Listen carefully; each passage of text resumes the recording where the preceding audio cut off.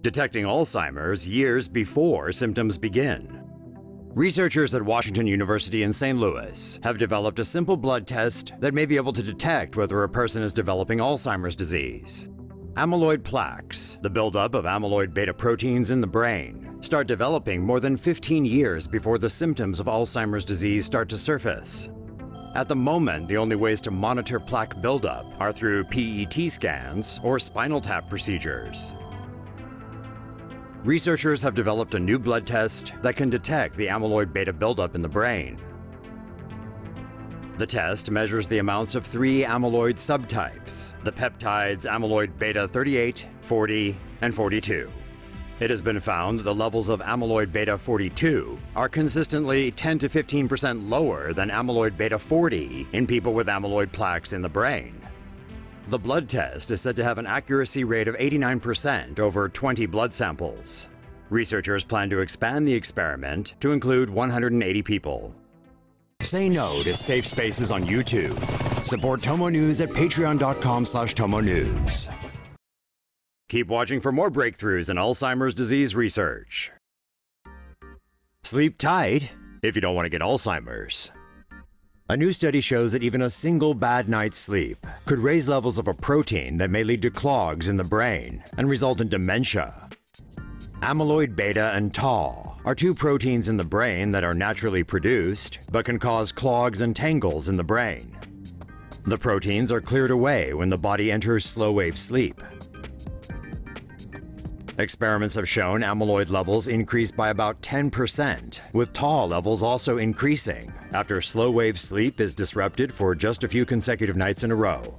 Amyloid beta protein levels in excess of 10% could cause amyloid plaques that lead to dementia. Meanwhile, the increase of tau could cause tangles in the brain that lead to Alzheimer's disease.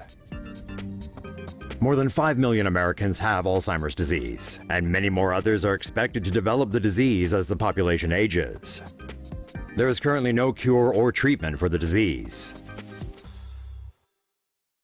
Researchers find terrifying link between Alzheimer's disease and the very air you breathe. New research suggests there may be a connection between cognitive decline and heavily polluted air.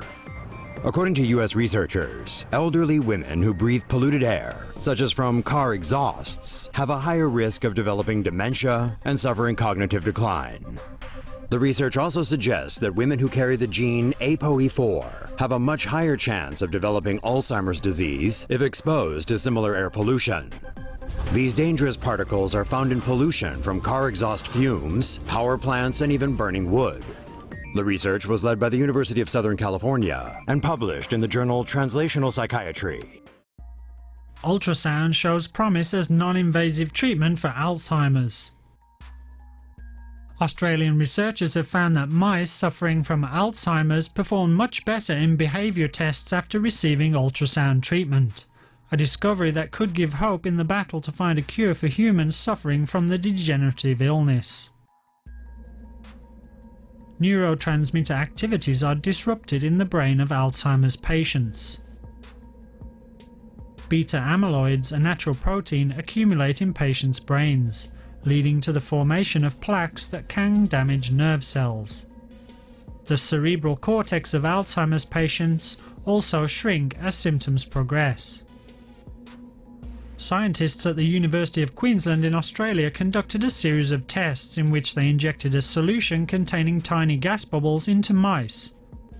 Ultrasound helps the gas bubbles expand. The bubbles then temporarily open a gap in the blood-brain barrier, allowing the entrance of antibodies into the brain. The antibodies remove toxic beta amyloids and thus reduce the size of the plaques in the patient's brain. Researchers now plan to carry out the same tests in larger animals such as sheep. Tests in humans will be more difficult because the human skull is harder, meaning ultrasound waves cannot easily penetrate it. Say no to safe spaces on YouTube. Support TomoNews at patreon.com/TomoNews. Anti-inflammatory drugs could treat depression and Alzheimer's. Scientists have discovered possible links between inflammation and mood disorders, suggesting that they could be treated with anti-inflammatory drugs. Researchers have discovered a large number of people with rheumatoid arthritis also suffer from depression. it is possible that inflammatory chemicals interrupt the brain's production of serotonin, a key neurotransmitter linked to mood. When patients were given particular anti-inflammatory drugs, improvements in both their arthritis symptoms and mood were observed. Scientists are investigating whether targeting the immune system could treat mood disorders, such as depression and neurodegenerative diseases, including Alzheimer's disease. The precise type of inflammation that may cause mood disorders and the anti-inflammatory drugs best suited to treating it are still under research. UK scientists develop gene therapy to treat Alzheimer's. Researchers from Imperial College London have developed a gene therapy that successfully prevents the development of Alzheimer's disease in mice. Amyloid plaques are formed by a protein known as amyloid beta peptide. These clumps of protein, which are found in the brains of people with Alzheimer's disease, are believed to cause the death of brain cells. Scientists added the gene PGC1 alpha to a modified virus able to target specific cells.